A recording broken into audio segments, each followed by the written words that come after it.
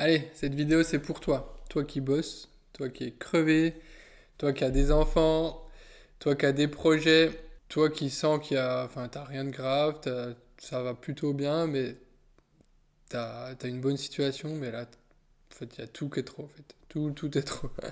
Moi, j'étais comme toi, je suis toujours un peu comme toi, euh, mais j'ai compris des trucs en avançant. Allez, retour dans mon quotidien. Je suis ingénieur à temps plein, avec des déplacements réguliers, même si je les limite énormément. Je gère des projets, de la pression, voilà, je fais du reporting, de l'analyse de données. J'ai des horaires plutôt fixes. En tout cas, c'est moi qui les fixe, hein, parce que je suis cadre, donc je pourrais faire beaucoup plus. Je fais globalement 9h-17h, enfin j'adapte hein, forcément, mais c'est ce que j'essaye de me tenir. Et même en tenant ça, ça fait derrière, faut que je parte vers 8h10 le matin, et puis pour arriver à l'heure, et puis le soir, j'arrive à quoi? 18h au périscolaire, quoi. Donc ça fait quand même des grosses journées. J'ai toujours, voilà, mon cerveau qui est toujours à 100 à l'heure, des semaines qui s'enchaînent, franchement ça laisse peu d'oxygène. Ajoute à ça la vie de père, ajoute à ça la vie de mari, même si c'est pas que des contraintes, mais bon, c'est quand même du boulot. Donc mes enfants, ils sont quand même plutôt petits, 4 ans et 6 ans et demi, avec un rythme qui est fou. Dès qu'on rentre à la maison, le soir, enfin, t'as le rituel, entre guillemets, du soir. Donc t'as le repas, la douche, t'as le repas, enfin, t'as tout, quoi. Enfin, les devoirs aussi pour Marius. Ça, c'est pénible, hein. Bon, là, c'est la fin de l'année, donc d'ailleurs, on a abandonné ces dernières semaines, on faisait plus les devoirs, quoi. Et moi, au milieu, enfin, quand je suis crevé le soir, c'est compliqué de gérer, quoi. Franchement, t'es décalqué, il faut garder son calme, il faut être patient, il faut être diplomate, il faut trouver des astuces. Alors que ton cerveau, il a pris toutes les décisions de la journée, il en peut plus, quoi.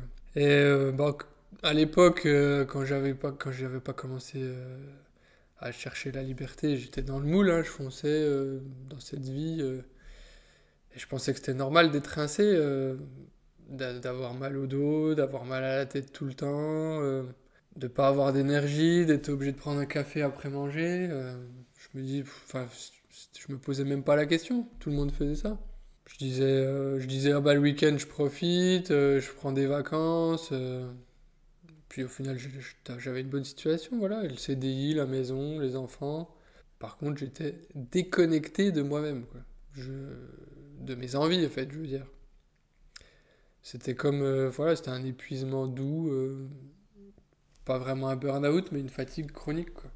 Et puis t'es en mode lassitude, enfin, t'as une forme de lassitude qui est permanente, en fait, du lundi au vendredi, par contre.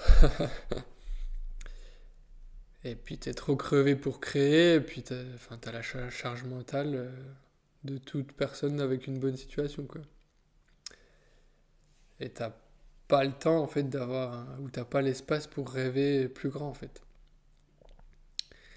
Et puis quand t'as des idées, tu les développes un petit coup, mais au bout d'un moment, tu les laisses de côté. Alors, t'attends d'avoir plus de temps, plus d'argent, ou moins de stress, t'es dans le bon moment, quoi.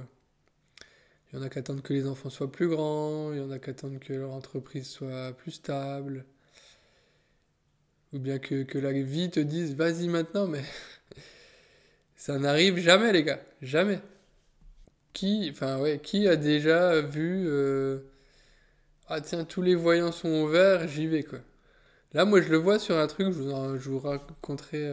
raconterai, je pense, dans un autre épisode, mais t'as, là, je suis dans la location courte durée, je suis aussi dans le marketing digital pour moi, et je vois des tendances là que je peux saisir, là, et que je vais saisir.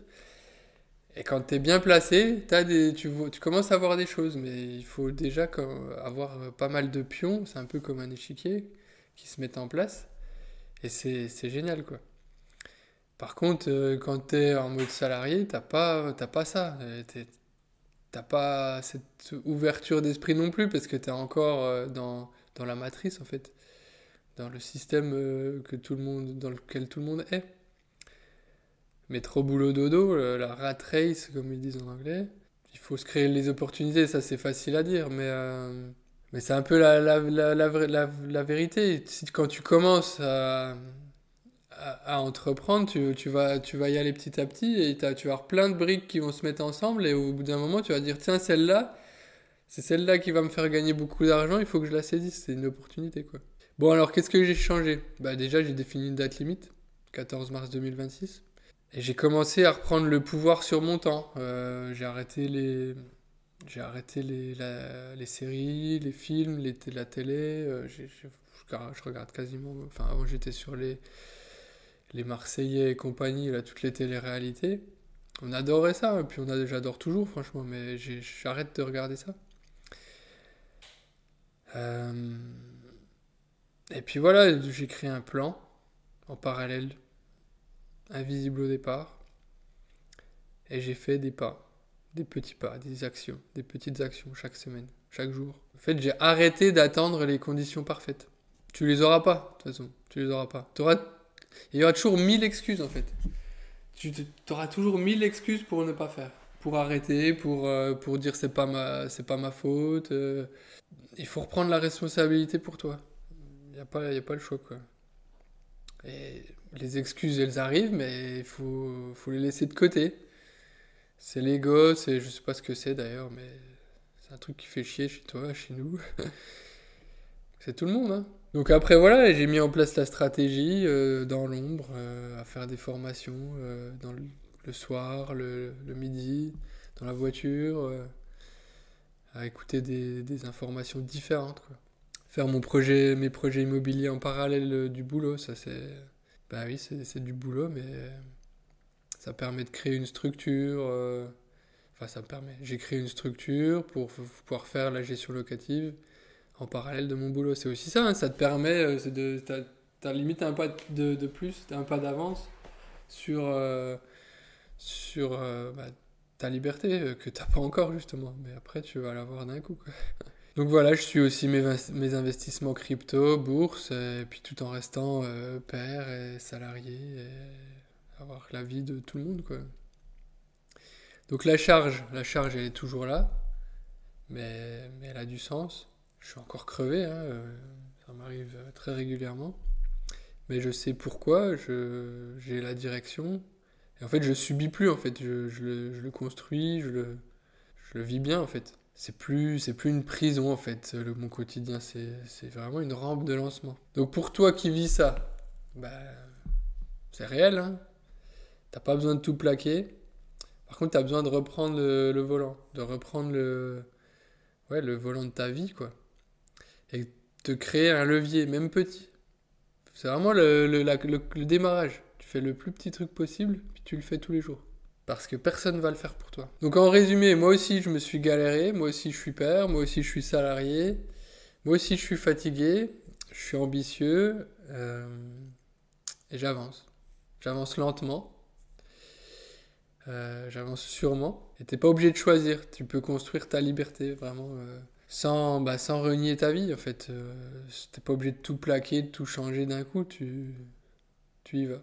Il faut faire ce qui a du sens pour toi. Te l'approprier et pas le faire parce que tu as vu une vidéo qui te dit de te le faire. De le faire. C'est vraiment tout, même quand tu fais des formations, tout est adapté à toi. Enfin, chaque cas est particulier. Il n'y a que toi qui sais où tu veux aller, ce qui te plaît, ce qui te plaît pas, ce que tu veux faire de ta vie en fait. Allez, j'espère que ça t'a aidé. Ciao.